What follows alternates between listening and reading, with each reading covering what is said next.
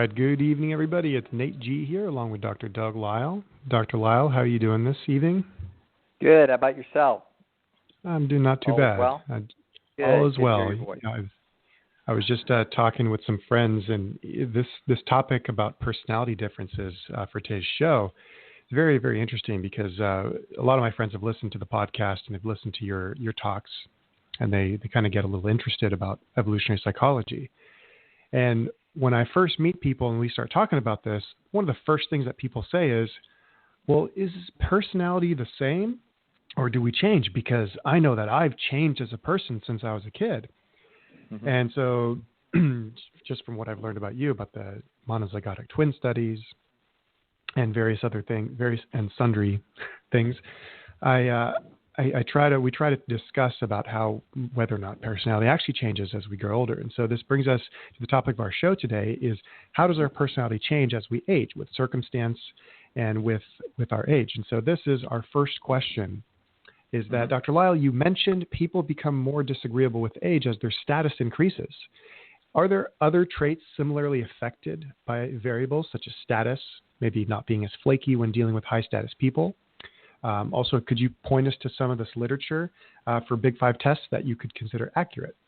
Whenever this listener looks up Big Five, it seems not as integrated with evolutionary thinking as when you're talking about it. Right. Good. They've been doing some homework. The Big Five is not integrated in evolutionary thinking the way that I talk about this. In other words, it's not. The Big Five is atheoretical, so it's just an empirical observation of what happens when you study. The way this is done is I'm not sure I want to get off on this tangent, but I will for a second.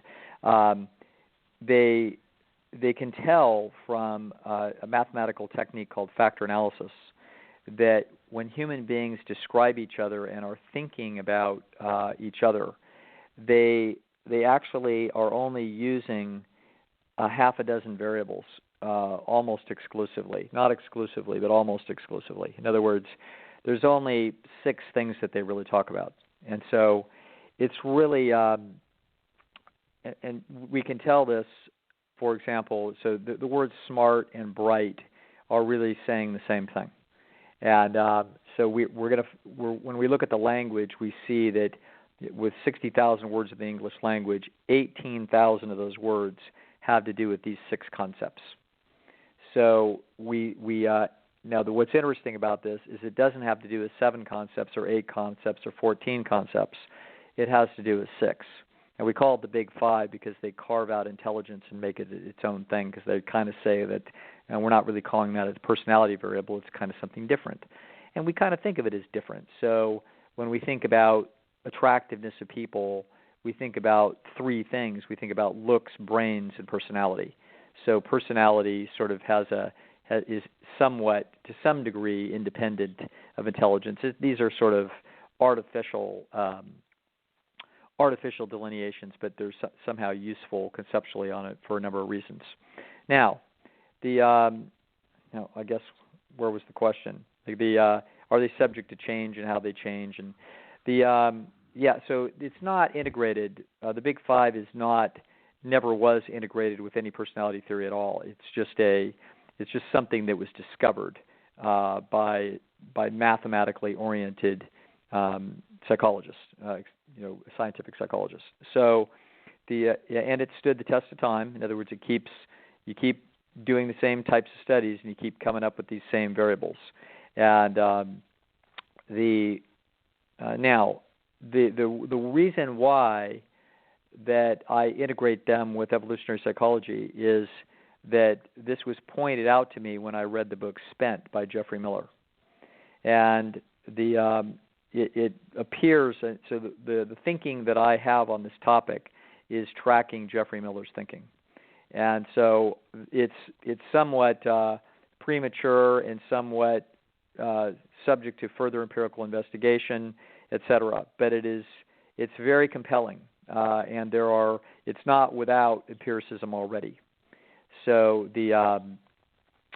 so in any event, You can as you think through and imagine these variables in the Big Five, you can see how it is that each of them would be associated with problems that an organism would face, essentially cost-benefit analysis on a timeless problem of animal behavior.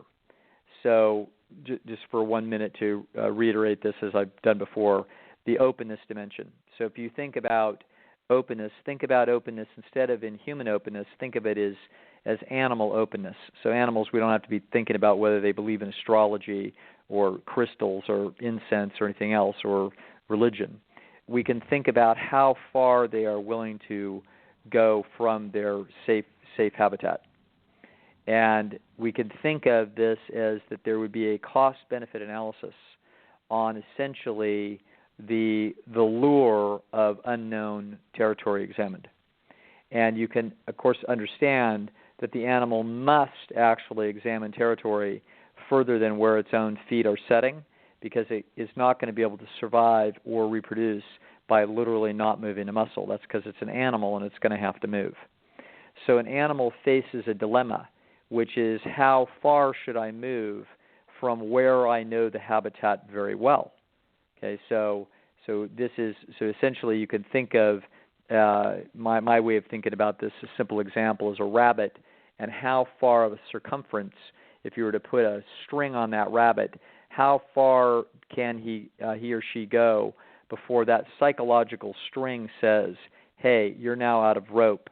If you go one step further, you are now that investigation of the habitat at that level, at 101 yards, for example, is now more cost than it is benefit to run that exploration, so you better come closer to home.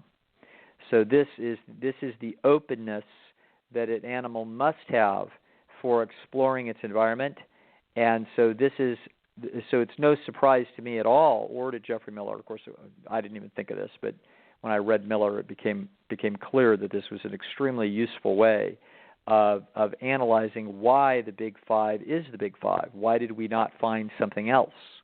Well, right away in openness, we see a cost-benefit analysis for the exploration of environments.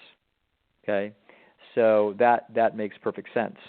Now but in rank and file work in the personality research, nobody's integrating this. They're not thinking along these lines, or very atypically.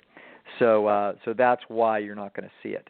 So if you're interested in the literature that integrates this and in fact explains and the arguments are well documented in observations that describe the Big Five plus intelligence, I would recommend the book Spent by Miller as just an outstanding presentation. The last half of the book, when he has fun and goes off and talks about how he thinks the whole world ought to change in his vision, he's just crazy. But that's okay.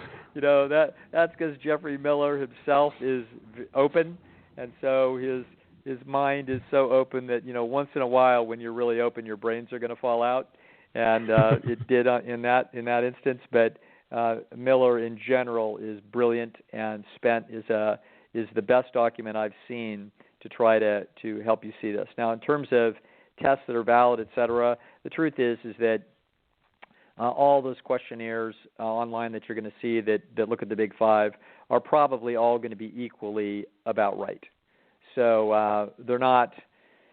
I don't know how much people have done to actually test any one document and see whether or not it correlates up to actually observed behavior or ratings of other people rating the same person, et cetera. So I don't know how good these instruments are. So don't take them too seriously. If yours comes back on one dimension 34%, you have a feeling that you're at the 50th percentile. These are rough and ready, but they're definitely got some validity to them, as does the underlying constructs. All right. Oh, okay. Yeah, it's funny how when I was maybe a decade ago, I just went to the beach by myself and had my fins and glasses or goggles, and just decided that I was going to swim as far as I could and then just relax in the middle of the ocean all day long.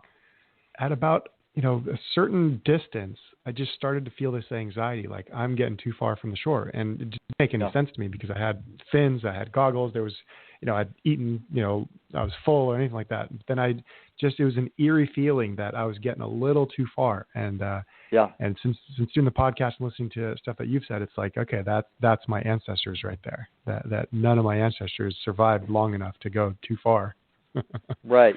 I have that same feeling when somebody puts a little toy shark in my backyard swimming pool. That's how open I am. All right. Very good. Yeah. All right. I've met you. I know you're more open. The clothes you wear indicate you're more. Oh God! The first pink shirt that I bought, I didn't think anything of it till someone pointed it out, and I thought, oh, yeah. Okay. There you go. All yeah. right. When the third man asked me for my number, then I realized. So. there you have it. All right. I might get in trouble for saying that. Oh well. Okay. Yeah. So, dear Dr. Lisle, if I understand correctly, personalities can be viewed as strategies for gene replication. For example, high agreeableness makes an individual an attractive trading partner, allowing him to make many trades, while low agreeableness may allow the individual to acquire more resources from individual trades. So if this is true, wouldn't we expect personality to be contingent on an individual's circumstances? For example, if an individual is low on multiple dominance hierarchies, being disagreeable will be dangerous, and that person may be better off being agreeable. Similarly, they may be better off being a bit more conscientious of their safety. So how does this reasoning comply with the data showing that an individual's personality is relatively fixed throughout life?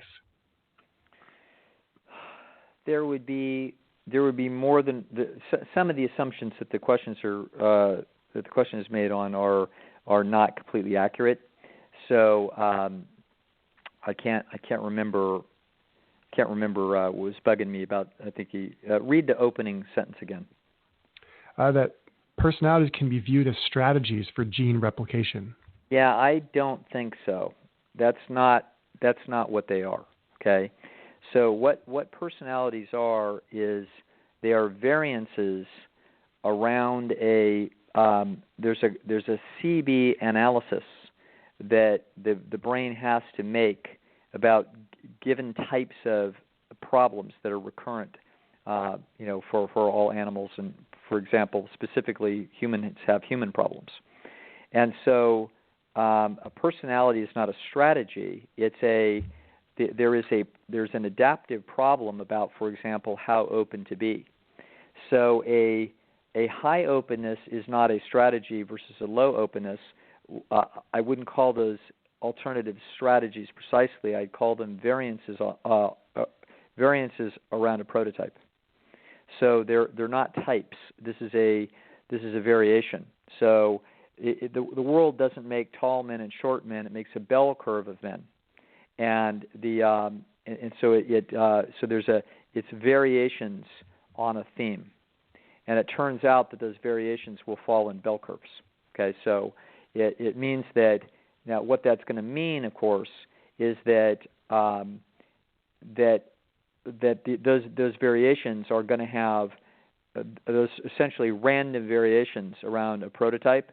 Those variations are going to have differential success depending upon what environment they find themselves in. So this is probably a mechanism of how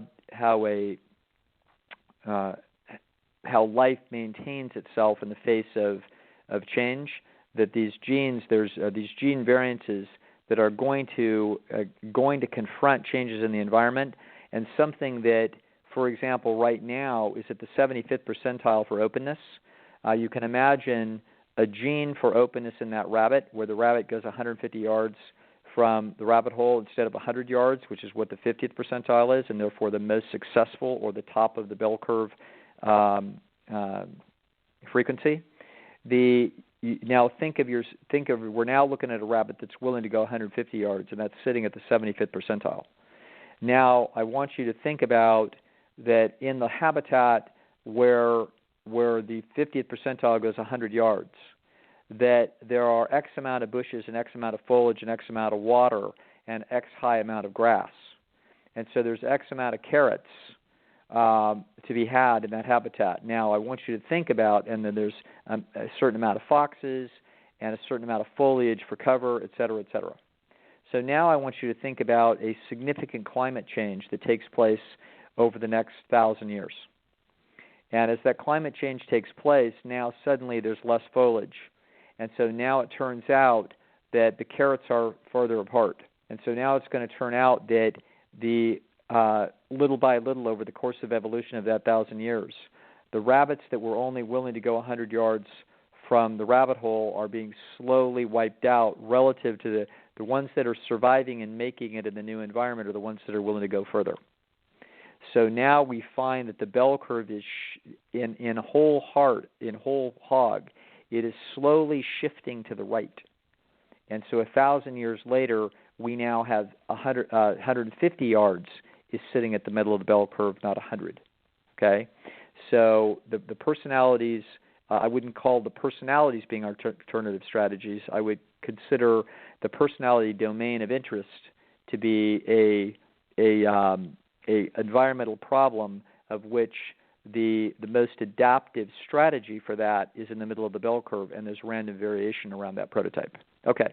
All right. That's way too much talking on this thing, but I'm just trying to sort of get it clear in my own mind what they're asking. Now, sorry about that. Now, what were they asking at the end? Say that again. Well, the end is if the person's personality is relatively fixed throughout life, how is it that they can essentially adapt different situations, and a low agreeable person may appear to be highly agreeable?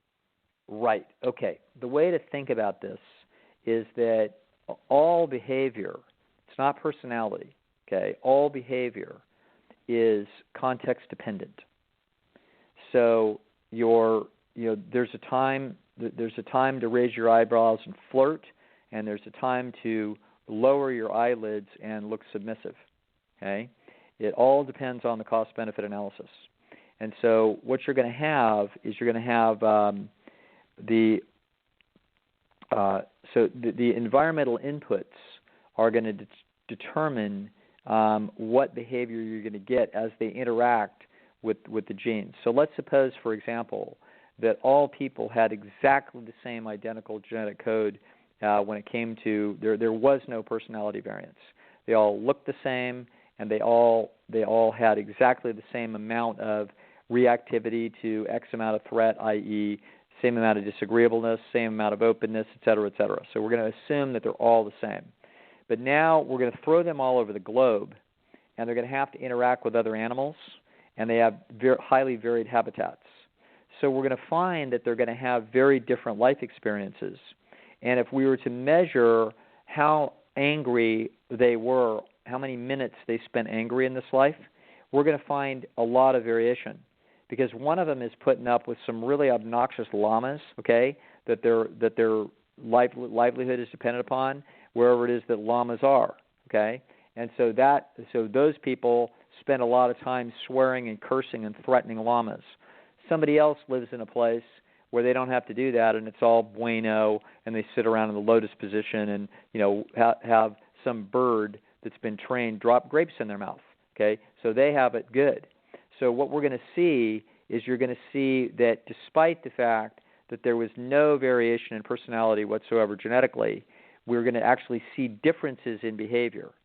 And it's going to look characteristic of the individuals, but even without any memory systems to alter these things, literally a cataloging or a Martian scientist watching this would say, well, the people over there in Llama Land are more disagreeable than the people that are over there in bizarre bird grape land, okay? And so they're going to think that that's true, but really we know that genetically it's not true, but what's causing this is gene-environment interaction.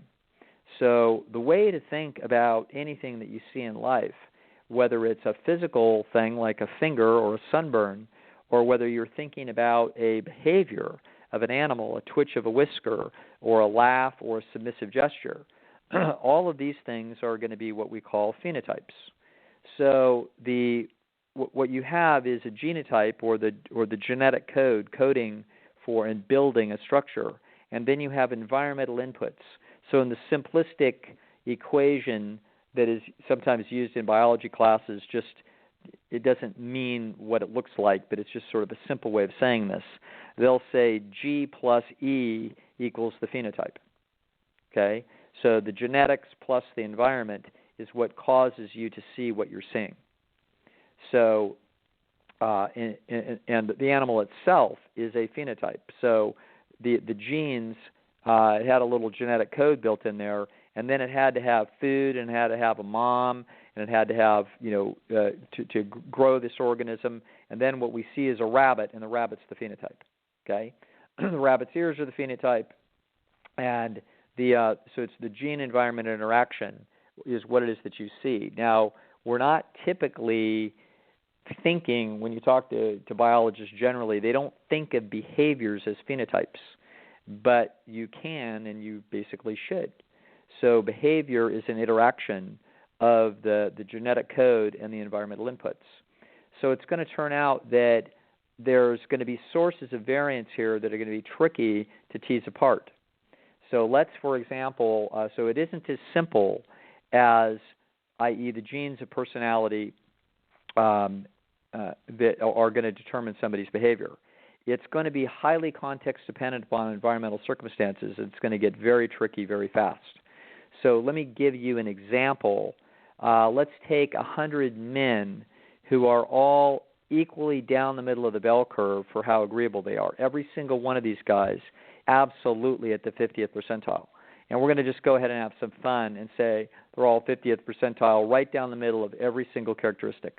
So we've got 100 of these guys. But now we're going to change one variable, okay? And that variable is going to be how strong they are.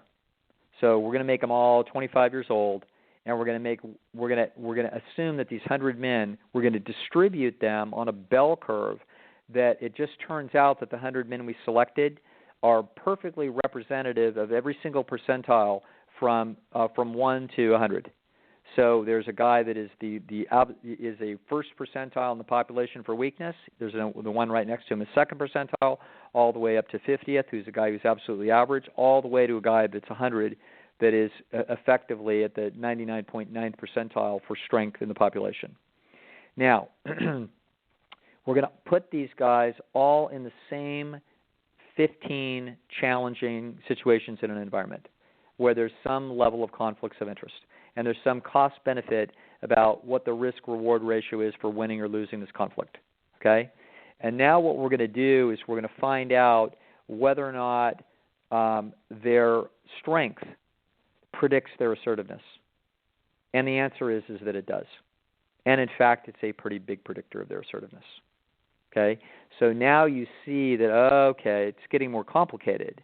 It isn't just individual variation in the personality dimension that builds the brain about how agreeable you are. It is also, and it's not even in variances of the environment that are involved. It's literally the fact that we have to understand that each individual's environment, even if they're staring at exactly the same situations, the situations are not exactly the same for them because of who it is that they are. The environment itself is actually a relationship between the person and what they believe to be true about the features of the environment. And that is how the, quote, environment impacts the individual. The environment is not some inert thing that just impacts every individual similarly or the same. It doesn't at all. It actually is, the, quote, environment is a relationship between that individual and the environment, okay? So similarly, if you were to look at women, and we would do the same thing, and we would put women, 100 women at the 50th percentile in every personality dimension, including the most important one under observation here, which would be agreeableness. And we were trying to study, quote, assertiveness, okay? If we were to then have the variable be how beautiful they are, and we were to have an objective measure of this, and we had 100 women who happened to be representative of every single percentile. Our prediction from my standpoint, would be that the woman that would be at the 100th or 99th percentile, that person would be on average far more assertive than the person that's at the first percentile. Okay, even though the genetics of the personality are identical and the people that they're interacting with on our trials and the situation and the stakes were exactly the same, we would find the highly attractive person to be far more assertive. Okay, and we do. So that's because cost-benefit analysis of speaking up, standing your ground, demand what you expect, in other words, highly attractive people do not expect to wait as long in line. And so that's because people have generally hustled up to them to take care of business and take care of what it is that's what they want. Okay? So if you're a highly attractive person and you've waited for 26 seconds and nobody's coming until 36 seconds, you're a little bit annoyed. It doesn't mean that you're a bitch or an SOB. It means that you are getting evidence that somebody is not doing their job, because typically it's only 26 seconds. Whereas if you are highly unattractive, you're used to wait 5 minutes. So when it goes 2 minutes, you're like not upset at all. Okay? So it looks like the highly attractive woman is, quote, a bitch, and that the other one is, quote, more easygoing. But in fact, what you're seeing is nothing of the kind. Okay? So you think you might be looking at variances in agreeableness on a genetic level, but you're not. You're actually looking at a computation that's much more complex. So this is a great question that the person is asking, and so hopefully I've answered it, that the gene variances in these issues is only part of the equation. Now, it turns out it is a huge part of the equation. And, of course, that's what was missed by the standard social science model in the 20th century in psychology. They couldn't see it and didn't see it and wouldn't look for it, and it was politically incorrect to look for it, and it's still politically incorrect to even talk about it. So they still have their heads largely in the sand, but that's neither for here nor there. But the answer to the question of this is that yes, these are there's all kinds of context, cost-benefit analysis, and dynamics that are going on here. It's been my observation, and I could be totally wrong about this, and I don't know that. I think somebody had data on this somewhere that my eyes glanced over, but I could be completely wrong. It may have been just a fantasy in my own head. But I have a feeling that overweight women tend to be more agreeable on average. And, of course, this would make sense because they're finding that they are, quote, not worth as much, and so therefore they would be looking to make up for that deficit and not get kicked out of coalitions by sweetening the pot on the cost-benefit analysis for keeping them in the coalition. So I think that is true, but I'm not sure, and maybe somebody will email me this week with a study that says, this was found. But this, I believe that that's the case. So it would certainly fit with the more general concept that the higher status you are, the less you have to risk by being assertive and therefore disagreeable, and the lower status you are, the less you have, the less you can afford those risks, and you better be submissive. So it goes along the lines of general dominance and submissive dynamics. All right. Fascinating. Good enough. All right. With that, we've got a caller. We've got a caller here, Dave from Los Angeles. Welcome to the show. Hey, Nate. How's it going? Hey there. Hey, it's going How good. you doing? Hey, Dr. Lisle. All right. It's Dave from Los Angeles. Yes. Okay. All right, Dave. Well, what's going on? What are you working on, and what are we trying to get better? All right. I guess it's a situation that involves three people: myself, my wife, and a former friend, who used to be also a business associate. So, but maybe about 3 years ago, we went on a plant-based diet, and our health improved, and I think our life and our family, our marriage and everything improved. And we're in good health, and we rarely have fights anymore. But we just had a fight the other day about something, and I just wanted to ask you your opinion. But from listening to your show, You're right. Just tell her she's wrong.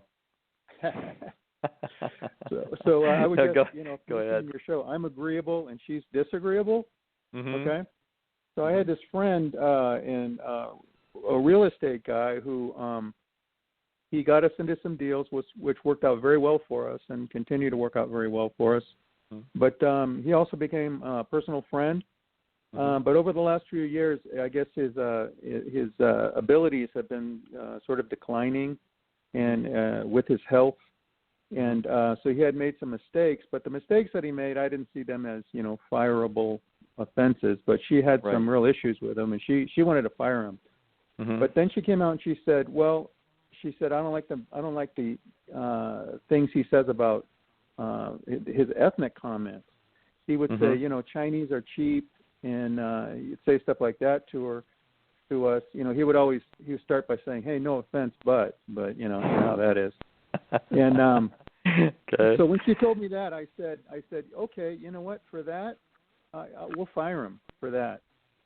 But what I think that she didn't believe I was going to fire him. So what she did was, from my point of view, she orchestrated a series of confrontations that ended up in him sort of firing us as clients.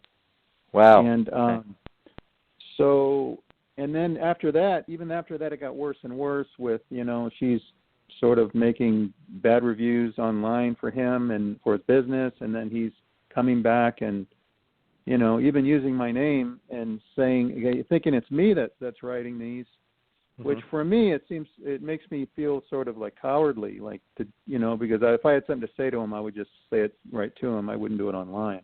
But so anyway, she's pretty unapologetic about all this. From my point of view, business relationships, they end, and I'm not really worried about that. But I feel manipulated by the whole thing. I think that there were other ways to handle it. I had actually offered to fire the guy, but she said to me later she didn't believe that I would. So I guess my question is, I think given the same set of circumstances, she would do it again. And in fact, she said that. So when I say to her, she's admitted to me, she said, well, I actually wanted him to fire us. And then I say, well, you manipulated the situation. And she said, well, don't say that about me. I said, but that's what happened. So that's what the fight was about. So from my point of view, I feel like, she manipulated the situation so that she would end up with a certain,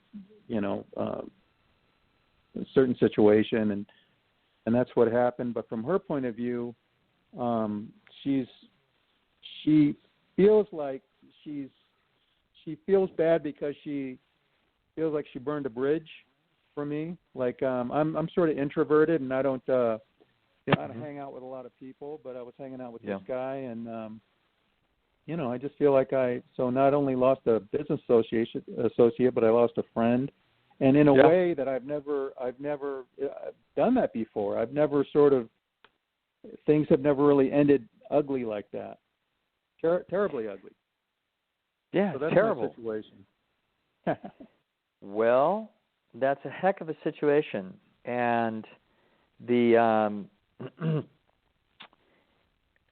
so if I'm hearing this correctly, that what you're saying is that this friend of yours, in what transpired as this unfolded, there was nothing that he did that was, until we get right down into an incredibly nasty dynamic that was orchestrated by your wife, that there was nothing that he did that was in any way dishonorable. In other words, he made some mistakes. He, not every deal worked out. He may have had declining abilities, but there wasn't anything about how. I guess the one thing he made ethnic comments. Okay, so this disturbed her. Okay, now let me ask you: is your wife Chinese? Yes, she's not Chinese, not from China, but from another country. Right. But there are Chinese that live in other countries. Of course, there are all over the world. So the point is that this is an incredible statement for him to make. I'm going to ask you: was he himself Chinese? No, but he's not from the United States. He's from a Middle Eastern country. Yes. So this was an extraordinary faux pas. Okay. So despite the fact that he may be a very decent human being, this is something that people will make stereotypical generalizations of other groups of people all the time. Okay, myself included. To think that human beings don't think in terms of groups is literally laughable for any cognitive psychologist on earth. We know that this is how people work. Okay, and they have a tendency to work in group, out group, and the out group is always like mostly inferior to us, particularly morally. Okay. Right. In other words, this is how it works. Okay. It gets right down to the level of the simplest delineations possible, which was discovered by Henry Toffel in the early 1970s in what he called minimal groups. So even the slightest delineation between two groups, and suddenly we have in-group, out-group dynamics. So this is a deep genetic algorithm inside of people. So, and it's going to also be true that in America we're a melting pot of different cultures, and so those different cultures will give rise to different standards of how it is that people negotiate. And so among two native-born Americans, it's unusual to find much back and forth go back between two people buying and selling a used car between each other privately. It gets disagreeable if you're going to go more than 2 or 3 transactions back and forth. Whereas if you were in other places of the world, you might go back 30 times back and forth. And so as a result of this, when different cultures clash and people behave differently, you're going to wind up with some pretty flaming surprises and inferences about, quote, the characters of people. And so in this case, this guy may have interacted in a number of interactions where the Chinese that he interacted with may have been very, very fastidious negotiators. And it turns out that might have been inconsistent with his culture. And as a result, this is what he comes up with. Okay? Right. And I don't know if this is true, but this wouldn't surprise me a bit. Okay? So these are common inferences and generalizations that you'll find. So he does this, but the incredible thing is that the last person you say this to is, it's dangerous to say it to anybody. You have to be on extremely strong ground to make generalizations. You better feel like you're a pretty tight in-group before you criticize any out-group, okay? Right. So, however, the last thing you do is ever criticize an out-group that's staring across the table from you. I have to tell you that is a faux pas of that no 2-year-old should be able to make. Okay, but he did. Right. All right. And in my wife's defense, you mentioned earlier, said that he had done nothing dishonorable or worthy of firing. She, in her eyes, the mistakes she had made, even besides that, would warrant the firing, and also in some ways she sees him as in some ways dishonorable too. Got it. And another thing too about this guy, and I won't say the name of his company, but ironically, he named his company a certain way to attract Chinese investors. So it's kind of ironic. As it turns out, afterwards we saw a side of him we had never seen before. Right. So it turns out he is something that we haven't. He is something different than I had previously thought. Yeah. But my point of view from something like this, what I like to do is just walk away from a situation and then never think about it again. But it just keeps hounding us because of these online battles and stuff. Right. This is right. So we got 2 different situations here. We have the conflict between you and your wife over what this means for future situations, and then we have the existing situation with this man. Okay. Right. So the more important issue is the underlying conflict between you and your wife. And so as we take the microscope out and we look at what it generated her irritation and rejection of him, is that as you look at it, you can see that she was being sensitive to some characteristics that you were number one, you weren't as personally insulted, and you, by being more agreeable, you are not as touchy. Okay? a disagreeable person is effectively a more sensitive smoke detector for disagreeable other people. Okay? Yes. Because they can sniff the conflicts of interest, and they can see it and they can feel it more rapidly. So, well, I blame myself. I blame myself to a certain extent that I should have been a little bit more, sensitive to that. You just are who you are. So you were not seeing the any reason to be particularly upset about his behavior and his performance, and it wasn't rising to the level of really a fairly substantial cost of not just a business relationship but also this friend. Okay. Right. So for you, the CB on severing this thing was pretty high, and the reason to sever it didn't really make a lot of sense. So from your wife's standpoint, she's far more in the line of fire about being insulted. She's sniffing a disagreeable and essentially a potentially dishonorable characteristic here, that, in other words, an insensitivity that really shouldn't be there, and that is a signal of potential problems. Okay? Yeah. And so even though those problems haven't existed in the past, she's sniffing that under conflicts of interest in the future, anybody that would be that insensitive is not safe. Okay? So she's sounding the alarm, and in fact, she can see that you're not going to bite very easily. So she doesn't trust that you're going to do it. She can sniff that you're probably going to try to smooth things over and have things continue to work out, be okay. And she says no. She's too disagreeable and too upset and too offended. And so she engineers a bunch of conflicts that wind up fulminating in what happens to be a dissolution of the relationship. Okay? It's an unfortunate way to have this happen. And I'm going to suggest for the two of you a different strategy for things in the future. The most important thing, however, is going to be that that I'm not particularly concerned, even though the fire that we see right now is the very negative esteem dynamic that's taking place between your household and him.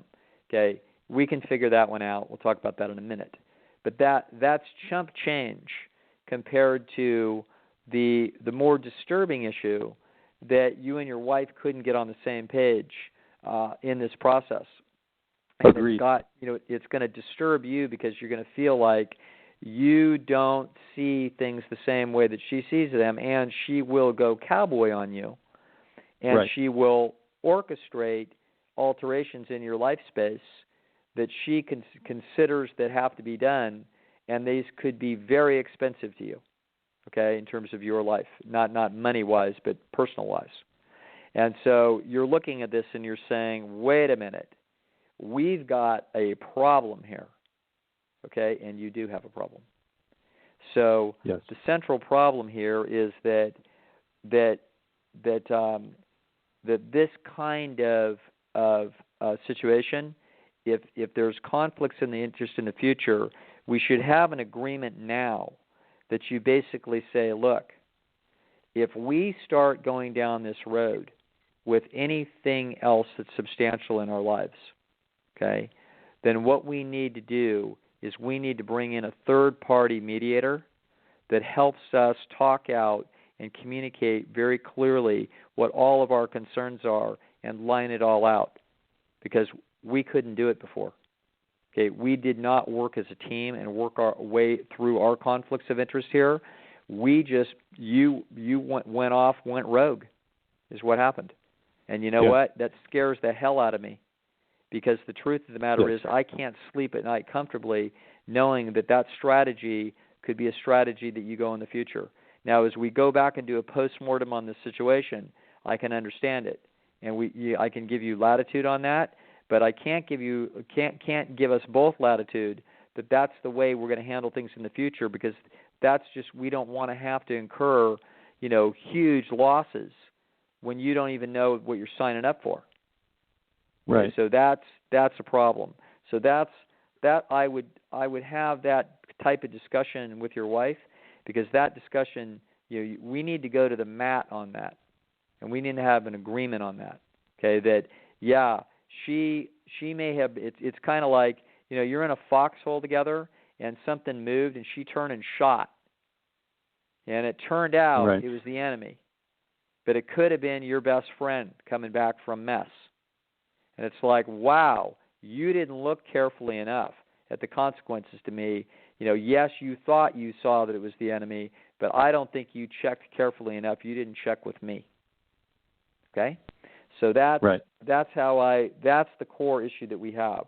Now the issue with this man is a little bit different, and there would be many different ways to approach this. I think that the best way to do things would be no purpose is served by mutual mudslinging. There's just none. And what you are in is what's known as a Hobbesian trap. So you're doing action against him, he's doing action against you, and there's this essentially really nasty, self-reinforcing negative esteem dynamic. This is in other words, the best move that you can make, because he's about to criticize you, the best move that you can make is to undermine his credibility as ruthlessly as possible. Okay? So you are both caught in exactly the same decision making, because you're anticipating that that's going to be the next move. Now, what we want to do is we want to stop that esteem dynamic. And so you want to, I'd be happy to talk with you and your wife about this, but you could just explain it to her, that what you want to do is this dynamic can, in principle, go on forever. Okay? Because it literally continues to spin. So what we can do is we can stop it. And all you have to do is stop. And you can do better than stopping. Okay? You can actually communicate with this man and say, listen, this is a very unfortunate mess that sort of brought out the negative side of human nature. And the truth of the matter is that it's a mess that I don't think you want and we don't want. And so I want you to know that we are ceasing and desisting on any of these negative comments as of today. Okay? Now, if you continue, you're going to continue, but I just want you to know that we know that this is not actually a road we want to go down any further. So we would like to stop this now. And then you stop it. Okay? Yeah, my situation with him is not even, it's non-existent really. I just walk away from it. But I just keep saying, I just say to her, stop doing things, So she needs to stop. She actually doesn't understand the loop she's in. And so the problem is that you can explain if you want. This is an exacerbation cycle. That when the business relationship ended, I just said to him, okay, look, hey, let's just part as friends. Mm-hmm. That's what I said to him in an email. Yeah. But then he came back with his most vicious attack. Right. That was his response. So then I said, okay, well then I withdraw my offer to remain friends. And then that was the last communication I had with him. But then it was followed up by a bunch of things. But as far as he goes, he's not, like you said, my situation with him pales in comparison to my wife, who we're partners and we're in the foxhole together, and that's what's important to me. I don't really care about him or what he can do. The hell with him, then. Yeah, we're not going to worry about that. Okay, we're going to worry about that. We need to have at some point, in a place where the relationship feels pretty good and it's pretty bueno. Where we're going to have to, you don't have to do this, but I would raise the issue of what's really disturbing you. And what's disturbing you is you feel like that she essentially took a risk for you that you weren't ready to have taken. Okay? And so that what you want is a collaborative, much more collaborative approach to any kinds of decision-making of that magnitude, and that what you want, if you guys can't work it out together, you want to have an agreement that we're going to bring in a third party, a disinterested, wise third party, to help us sort it out. Okay? Yes.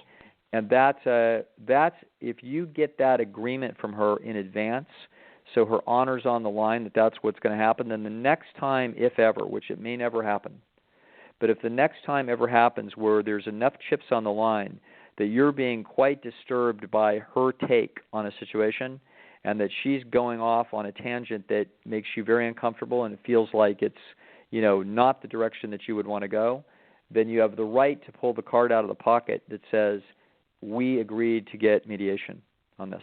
We agreed to get counsel.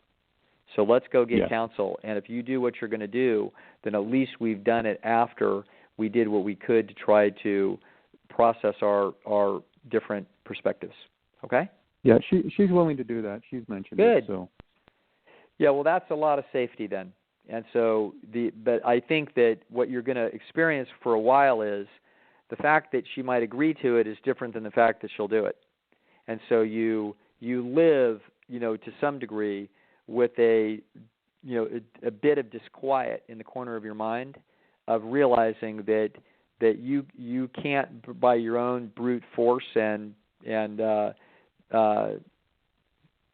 status in the relationship, necessarily control a behavior of hers that you would consider quite disturbing.